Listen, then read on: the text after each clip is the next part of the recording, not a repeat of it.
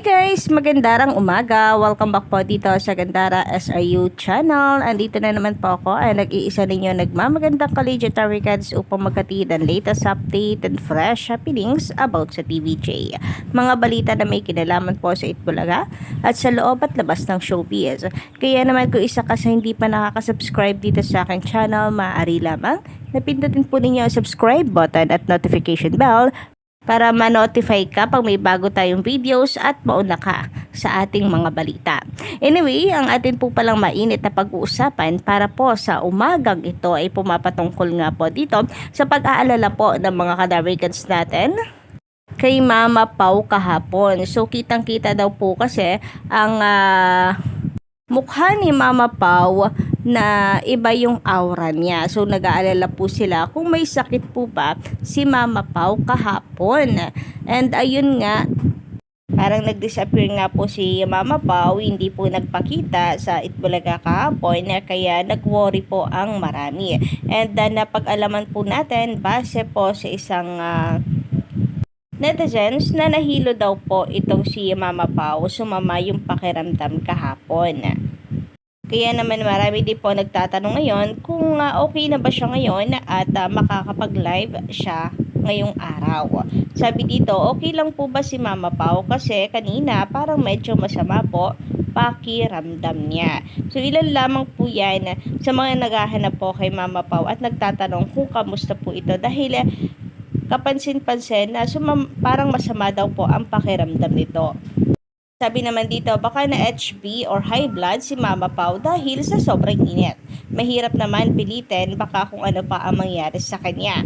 Ingat sa mga darikads sa barangay, sobrang init. Kaya nga po syempre, health is wealth. And for sure, yan din po ang pinaprioritize ng Itbulaga, ang healthy po. At walang nararamdaman yung kanila pong mga host, lalo na po sobrang init po ng panahon. Nasa barangay pa man din po sila.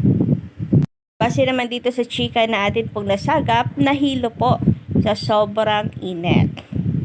Ang dami pa man din po ang nag-aabang po sa kanya, kagaya ng mga komento dito na bakit daw nga wala, inaabangan pa naman daw po ang pagpasok niya.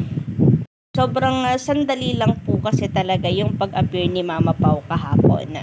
Samantala, dumako naman po tayo dito sa request po sa atin ni Sir Ramon Alan Alayugan. Magandang umaga, Miss Gandara. I-post mo din yung isang tape defenders na magnanakaw daw. Pinagnakawan mga kaibigan niya. Nakasuhan na ba nila yung si Ted? So actually, meron po akong mga nababasa na tungkol po dito.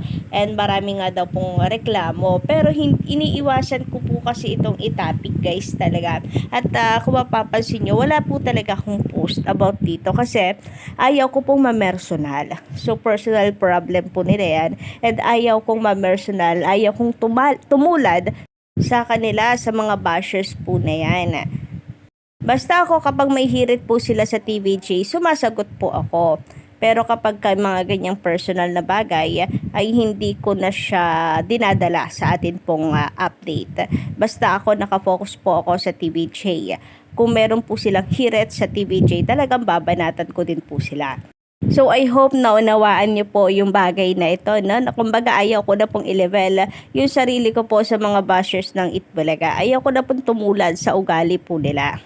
And I hope maintindihan nyo rin po ano yung boses natin ngayon. Medyo masama po yung pakiramdam ko. Actually, medyo masakit po yung alangala ko.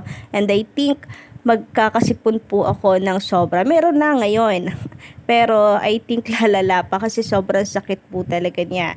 Kaya munting paalala mga kadarikads, no, sa sobrang init po ng panahon ngayon, ay ingat-ingat po tayo, inom po tayo ng maraming tubig, sobrang dami pong nagkakasakit po talaga ngayon. So sa mga estudyante na pumapasok po, always magbaon po ng tubig.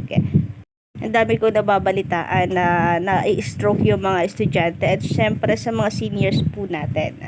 Anyway, sabi naman dito ni Lina Doting, magandang umaga sa'yo. Ang tape defender lang naman ang nagbabalita ng fake. Mga showtime finds, wala namang gulo. Wala namang credible. ang mga tape or fake defender. So, ayun na nga kadawikas, mga nakiki-showtime fan nga po ang mga ito. Pero, nakikisakay lang naman po sa mga issues. Pero to be honest, ay hindi naman po sila nanonood ng showtime. Puro ratings lang po sila. Pag may lumabas na ratings, makita nila na mataas ang showtime. Ayun, babanatan po nila ang Itbulaga. Pero to be honest, sobrang fake po nila. As in, fake fan ng showtime. And take note, ang lakas pa po magyabang ng mga taong yan. 'Di ba? Pinanindigan na po nila masyado ang pagiging fake. Samantala, sabi naman dito na isa pa nating commenter, akala kasi nila kaya nila ibagsak ang Itbulaga TVJ na dadamay ang showtime sa kamalasan ng GMA. And for me then, I think talagang nag-e-expect po ang GMA 7 sa showtime na kung saan ay sinabi nga nila na mas lalakas pa po ang pwersa ng showtime. Totoo naman lumakas po pero hindi po tulad ng kasing lakas ng Itbulaga nung nasa kanila pa ito. Biruin ninyo, kapag single ratings lang po ng GMA ang pag-uusapan, 5.6 lang. Nasa 5% lang po ang ratings nila. And I don't think ito yung ratings na inaasahan po ng GMA sa showtime. Baka nga 8% po ang kanilang inaakala na magiging ratings, yung kanilang ratings lang sa GMA lang. Pero ang nangyari kasi, yung 8% po ay overall ratings na po ng showtime kasama ang iba pang channel network na ginagamit po nito. Kasi yung ratings po ng Itbulaga before sa GMA 7, GMA 7 only network, pumapalo po ng 7%.